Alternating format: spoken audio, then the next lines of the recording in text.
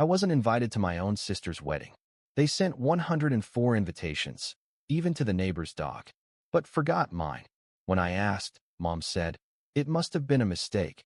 You were supposed to get one." An hour later, my sister accidentally texted the family group chat, "TBH, the dog's a better guest than him."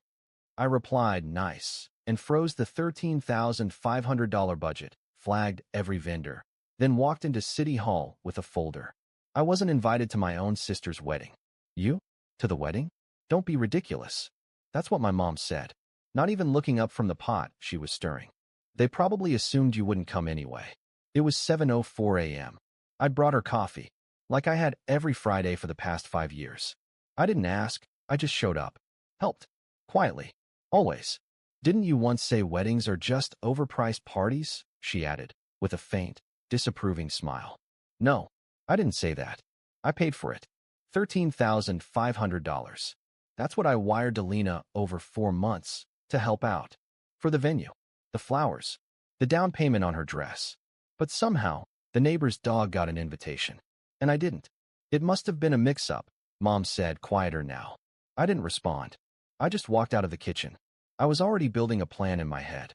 An hour later, I was in my car when the family group chat buzzed. I opened it. "Lena, TBH, the dog's a better guest than him." There it was. I typed, "Nice," and hit send. Then I opened my bank app. Wedding fund, frozen. Caterer payment, canceled. Florist deposit, flagged for review. Venue coordinator, notified of a potential fraud alert. Every vendor was under my name. Then I packed a folder, printed proof of every transfer, every signed agreement, every screenshot. And I walked into City Hall. Stood in line. Waited my turn. I wasn't on the guest list. Fine. Now I wouldn't be in the ceremony at all. Let them try to celebrate without me. And without the money. They didn't see me as a person. I was a system. Like Wi-Fi or plumbing. Something you don't thank, just expect to work. It had been this way for years. I was the one who made it out, got a stable job, never moved back in after college, kept my head down and paid my bills. But somewhere along the way, responsible became available, and available became obligated. Lena knew that better than anyone. It started with small things. She forgot to cancel her gym membership for 6 months, the one I was covering. Then she lost her apartment lease and just needed help for a month. That turned into 7. Then came the car loan. Then her half of Mom's dental work. Each time, she'd say, "I swear I'll pay you back when I can." But I never expected the money back. They never even pretended. Dad made jokes about it. "Guess we raised one investor, huh?" He'd slap me on the back like it was some big compliment. Mom said things like, "You're such a blessing to this family. You always come through." It sounded sweet. Until you realized it was always followed by a request. And Lena, she was the queen of guilt. Her favorite move? The long, shaky voice memo. "Hey, I hate to even ask, but I don't know who else to go to. I've been so stressed lately. I have 27 of those saved." I counted. But the wedding? That's when it broke.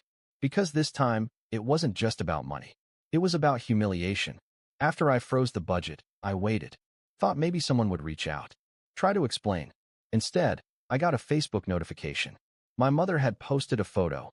Lena in her wedding dress, holding champagne. The caption? "So proud of our girl. She's doing it all on her own. Hashtag independent, hashtag family first." I choked on my coffee. Doing it on her own? With whose money? Then came the worst part. A video in the family group chat. Lena twirling in her dress, bridesmaids laughing. Then a text below it from her. "Can't wait for the big day. Shame some people would rather stay bitter than be invited." Followed by, "Anyway, it's going to be magical. Thanks to everyone who believed in me." The same people I paid for. Florist, photographer, even the cake lady, who called me 2 weeks prior because the card on file declined. I replied with a simple, "You're welcome." No one responded. That night, I got a message from a number I didn't recognize. "Can we talk?" It was Josh. He came over looking like he hadn't slept in days. Sat down, hands folded, stared at the floor. "She told me the money came from a family friend," he said. "I thought your parents helped her." I stayed silent. Then the vendors started calling, he continued. "They said the payments bounced. They said your name was on the contracts." I showed him the proof. Bank statements, PDF invoices, screenshots. He leaned back, stunned. "She lied to me," he whispered. And then, without me asking, he pulled out his phone and showed me a group chat. Bride Squad. There it was. Lena, I swear if my brother shows up, I'll get security. He's extremely toxic. He thinks because he sent money, he gets to be part of things pathetic. Another bridesmaid. He's not even invited? OMG savage LOL. Another. I bet he still sends a gift though. Josh looked at me. I didn't know about any of this. I believed him. He was too stunned not to be telling the truth. He stood to leave, then paused. You don't deserve this, he said. They treat you like a villain in a story you paid for. I watched him walk out the door, and I realized. They never thought I'd fight back. They thought I'd watch the wedding from my phone like some sad spectator. Smile. Clap from a distance. Maybe send a toaster. They didn't know I had a folder. They didn't know I was done. The air inside the barn was warm, uncomfortably warm. Fairy lights glowed from every beam, and mason jars full of eucalyptus branches gave the illusion of charm. It was the kind of wedding Lena always fantasized about. Rustic, soft, curated for the gram. Too bad it wasn't paid for by her. The rehearsal dinner was in full swing when I walked in. I wasn't on the guest list, but I didn't need to be. I had receipts. Literal ones. I stood at the entrance for a full minute before anyone noticed. People were clinking glasses. A girl in a beige satin dress was sobbing because someone had stepped on the hem. A cousin was arguing about shrimp allergies. The DJ was testing a playlist. It looked perfect from the outside, like any other expensive lie. Then Lena turned her head. Her smile cracked. Just a fraction. Then she stood, napkin still in her lap. What are you doing here? She said through her teeth, walking toward me. I brought a gift, I said. I tapped the flash drive in my coat pocket. Her face drained of color. No, don't. You're not doing this here. You didn't want me at your wedding, I said. But you had no problem spending my money on it. I walked past her. To the AV table. The guy running the slides gave me a look. I'm the brother, I said, pulling out my flash. And this is my turn. The lights dimmed. The music cut. A few drunk guests booed playfully, thinking it was part of the show. Then the first slide lit up the projector screen in glowing white letters over a black background. This wedding was built on lies. Silence. Some laughed, then stopped, because slide 2 hit harder. Screenshots of my bank transfers. Zelle, PayPal, Venmo, credit card bills. Each item labeled, deposit for dress, $1,800, DJ advance, $900, venue booking, $4,200, and on. Then a final tally.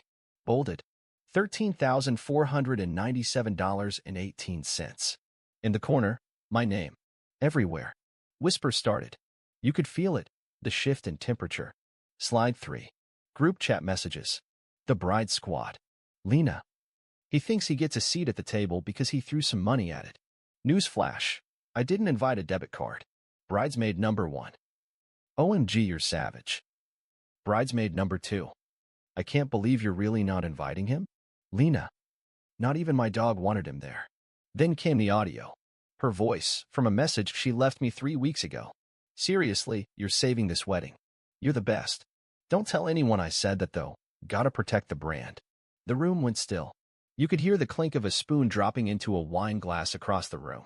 My father stood. His tone was thunder. Turn that off. I turned. Calm. Why? You don't like the sound of your investment report? He took a step toward me. You think this is funny? I think it's fair. You stole my seat. Now I'm stealing the show. Slide 4. My mother's voice. I'd recorded the call the night she tried to explain why I hadn't been invited. It's not about you. Lena just didn't want you in the photos. And frankly, I agree. The silence cracked. Aunt Denise covered her mouth. Cousin Jake mumbled, Jesus. I stepped forward. For years, I said. I paid. Quietly. No questions. Every dentist bill. Every car repair. Lena's credit card debt. Mom's utilities. Dad's vacation shortfalls. I never said a word. Slide 5. Photos of the receipts. Notes from Lena. Thanks again. You're literally a hero. You're saving my life, RNFR. You're the only one I trust. I paused. Looked around. You didn't forget to invite me. You erased me. And you replaced me with a dog. Nervous chuckle from somewhere in the back. Then silence again. That's when Josh, the fiancé, finally stood up. He looked destroyed. You said he didn't want to come, he said to Lena. You said he threatened you. She opened her mouth, closed it, said nothing. He looked at me. She told me you weren't even involved. I nodded toward the screen. She also told her bridesmaids I was pathetic, that I'd send a gift anyway. Want to see that part again? He turned to her. I don't even know who I'm marrying. And then he pulled the ring from his finger, held it up, and placed it on the center of their table, right on top of the printed seating chart. I'm out. Gasps. Screams. Someone dropped a wine glass. The whole barn buzzed with static energy like lightning looking for a target. Mom stood now. She tried to grab his arm. Josh, don't do this. It's just a fight. No, he said. It's a fraud. He walked out. Half the bridal party followed. The DJ unplugged the laptop. The screen went dark. Dad was still standing, shaking. You're not family, he hissed. You're a virus. I looked at him, smiled. A small, brutal smile.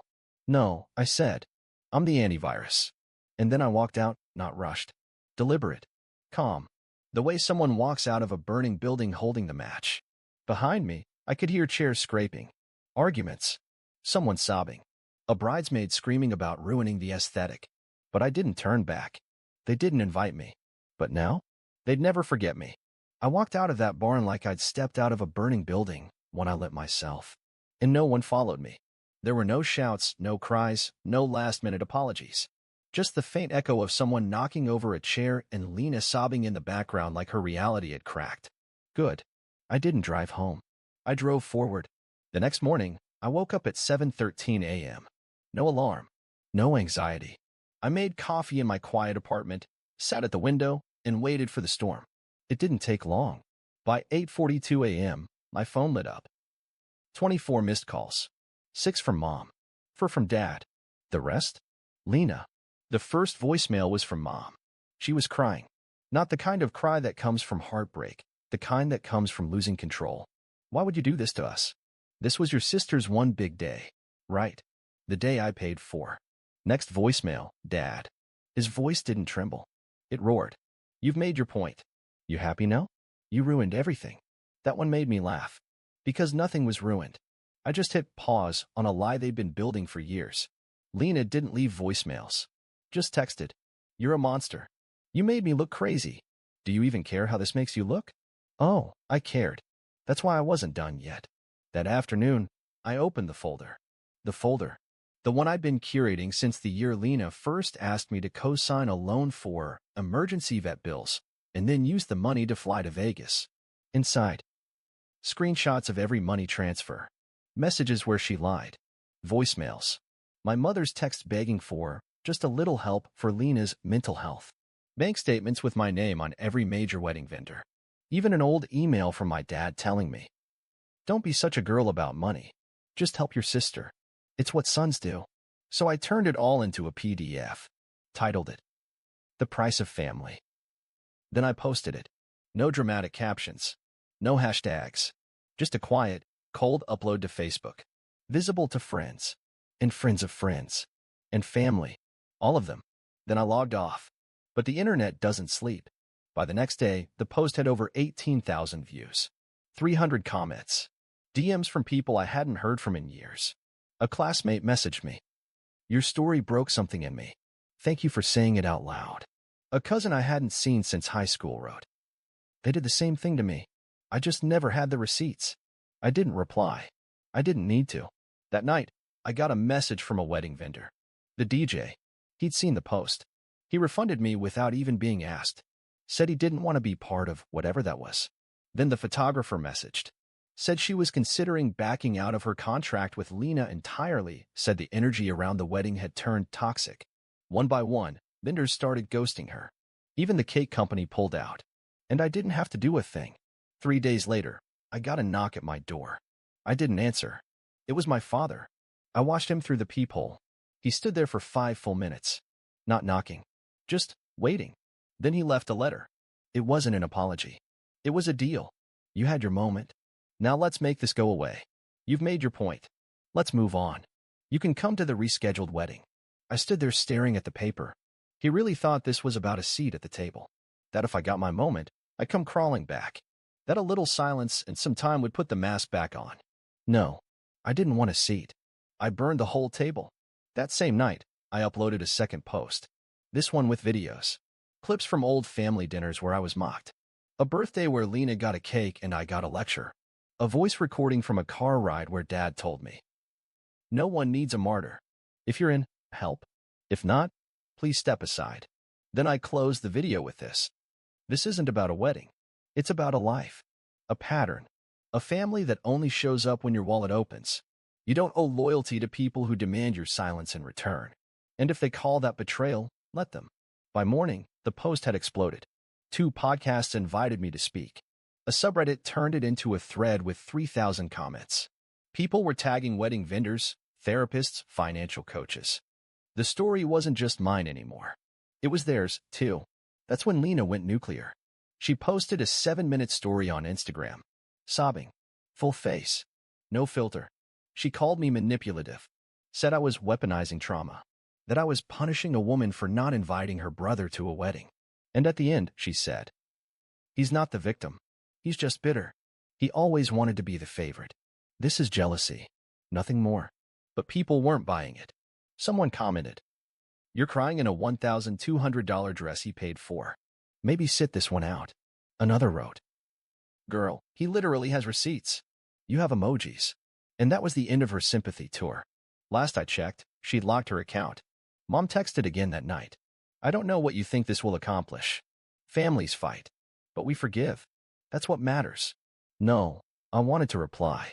What matters is truth and consequences. But I didn't reply at all, because I was already working on something else. It's been 6 weeks. 6 weeks since I walked out of that fairy-lit barn. 6 weeks since I burned a decade's worth of guilt, obligation, and forced silence to the ground. And guess what? Nothing bad happened. The earth didn't crack open. I didn't implode. No one came to drag me back into the role I'd been forced to play. Instead, something incredible happened. Peace. No more voicemails. No more money drains disguised as just this once. No more group chats where I'm only useful if I'm paying. Just silence. And I have never felt so whole. I moved. Quietly. A new city. A smaller place. But it's mine. No forwarding address. No welcome mat. Just a doorbell with a tiny sticker next to it that says, "Not available for emotional labor." And I meant it. The business I'd been planning in secret for over a year, I launched it. Not for them. For me. A digital consultancy. Clean, precise, and profitable. I work alone. I choose my clients. And I no longer fund anyone's delusions but my own. A week after launch, I wrote a public post. Not as revenge, as reclamation. I used to think loyalty meant silence. But now I know, loyalty without respect is servitude. I'm done serving. It went viral. Again. Even a few small business blogs picked it up. One headlined it, "The wedding that exposed a family and built a brand." Poetic. As for Lena, she tried to spin it. Of course she did. She posted cryptic stories about losing people when you grow and outgrowing toxicity. But no one was buying it. Her followers dropped. Her podcast? Still at 43 listeners. Except now the comments were turned off. And Josh? He sent me a message 2 weeks after everything collapsed. Just 3 words. "You saved me." I never answered. He didn't need a response. Some truths land better in silence. Then came the message from my aunt, the only one who ever half-defended me during holidays. "I just want you to know, some of us saw it. We just didn't know what to do. Too little. Way too late." I didn't reply, but I screenshotted it and filed it away under a folder titled, "Recognition is not equal to reentry." That's my policy now. Because they'll try. Oh, they always do. They test the door. A tag on an old photo. A like on a business post. A weak comment. "So proud of you." Like nothing happened. Like the knife never turned. But I've changed the locks. Digitally. Emotionally. Permanently. The number they all had? Gone. I didn't just block them. I erased the line completely. No access. And in its place? A new phone. New number. One contact saved. Me. One afternoon, I walked past a print shop and paused. On impulse, I went in. Asked them to print a sign. Black background. White serif. Gloss finish. I mounted it outside my small new office door the next day. It reads, "Funded by the Forgotten." A little private joke. A little public burn. Because yes, they forgot me. But I remembered everything. And I built something out of it. Out of the voicemails, the erasures, the gaslighting, the we're family guilt trap. I turned it into clarity, into purpose, into the one thing that could never take from me again. Autonomy. This time, I didn't ask for forgiveness. I didn't ask for closure. I became it. So, if you're reading this and you're where I was carrying everyone else's weight and still being called selfish, I'll leave you with this. You are not obligated to set yourself on fire to keep others warm. Some people only love you when you're useful. Burn the bridge, and then build a new one. For yourself. With stronger steel. I wasn't invited. But now, I own the venue.